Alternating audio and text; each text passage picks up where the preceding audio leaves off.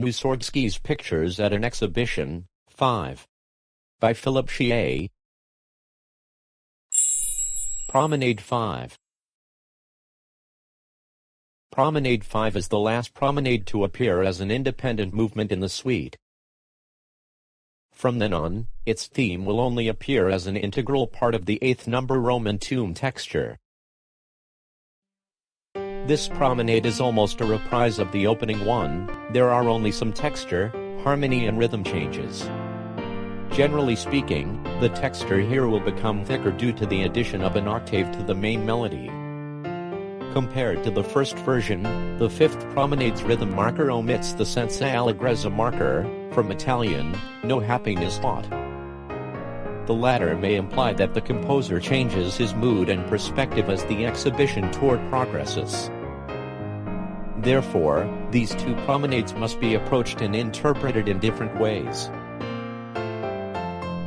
Although the poco sostenuto mark is kept in these two markings, the pianist may choose to play the second one at a slightly faster speed, with a higher spirit, thus looking forward to the liveliness and vitality of the subsequent movements.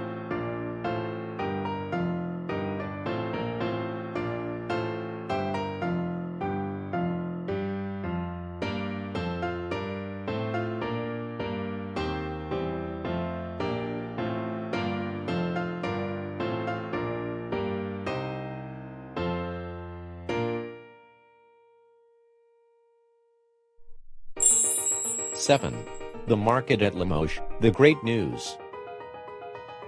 Stasov described Hartmann's illustration, "The old women quarreled at the fair in Limoges, a city in central western France." Although this painting is now lost, Mussorgsky basically described in detail the events depicted in his musical interpretation of the original source.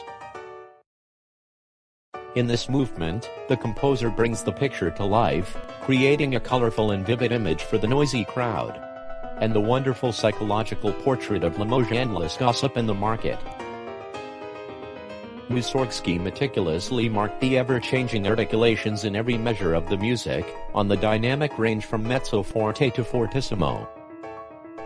The women's high-pitched voices are delivered through the texture set in the mid to high range. The large number of sforzandi played a role in emphasizing the exclamation point in the shouts and screams of women. Analysis. This piece represents a scherzo in the ternary form, ABA prime, with a short introduction and ending. From an allegorical point of view, Section A represents the gossip's introduction to the good news. The texture here is roughly harmonic, with the accompaniment on the left hand, and the right hand plays a lively melody.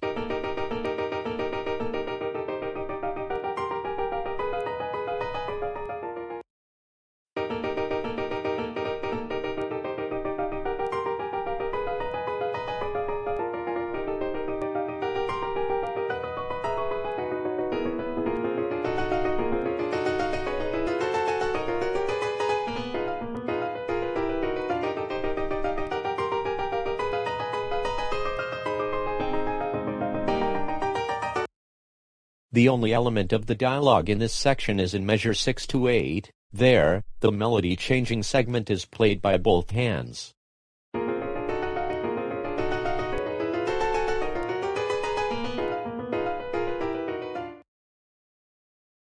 Section B is characterized by changes in melody and harmony materials. Eliminates the key signature of E-flat major, providing a free platform for a series of interesting harmony structures. This section is fully dedicated to portraying women's teasing disputes in a somewhat humorous way. The fierce debate culminates in measure 25, the only place in the entire movement where the texture is restored to the same consistency and the dynamics are extremely strong.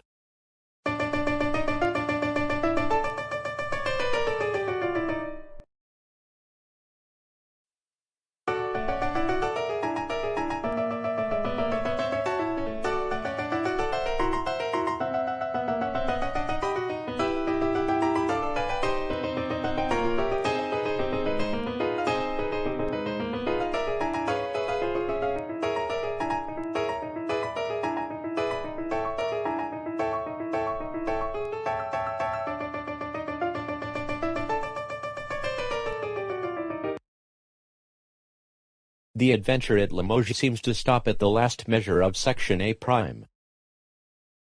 The gossipers' exciting debate ended with a constant repetition of the dominant chord, leaving the impression that the women failed to reach a compromise.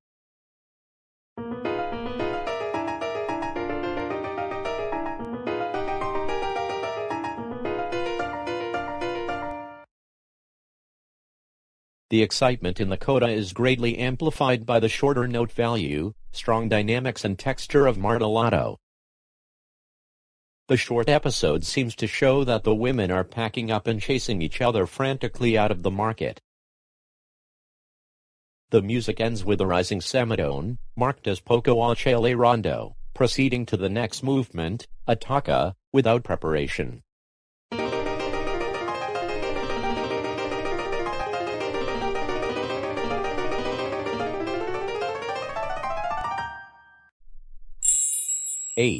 Catacombs, the Roman tomb. Next in Mussorgsky's suite, amidst lively events and sounds, the music suddenly shifted to a completely different world. The excitement stopped suddenly, giving way to the image of death and cold fear. Thus began the next movement, Catacombs. According to Stasov, this painting illustrated Hartmann himself and his friend Vasily Kanel, accompanied by a guide carrying a lantern. The main structural role in this movement is composed of vertical harmony, which is related to long and continuous block chords. Schnittke wrote, as an expression of the reality and spirit of the human world, the movement lacks a clearly defined melody. Because the protagonist of the Catacombs is not human, but the image of death. The texture in the grave is purely atmospheric, and it attracts listeners through a variety of sound effects. They are produced through sustained sonorities, sudden changes in intensity. From fortissimo to pianissimo and sforzando to piano, and unusual and dissonant harmonic shifts. These elements create a chilling surreal musical image. The movement does not have a clearly defined structure, and there is no clear basis for harmony. The only clues that may unveil a structural and harmonic outline of this movement are the rests of measures 11, 22 and 30. Essentially, the rests divide the three phrases of the movement. Although Mussorgsky did not indicate the key signature of the grave, he clearly emphasized the G key. The note that appears at the beginning of each phrase, always used 2 octaves of overlap, measures 2 and 23, or as part of a G major chord, measure 11.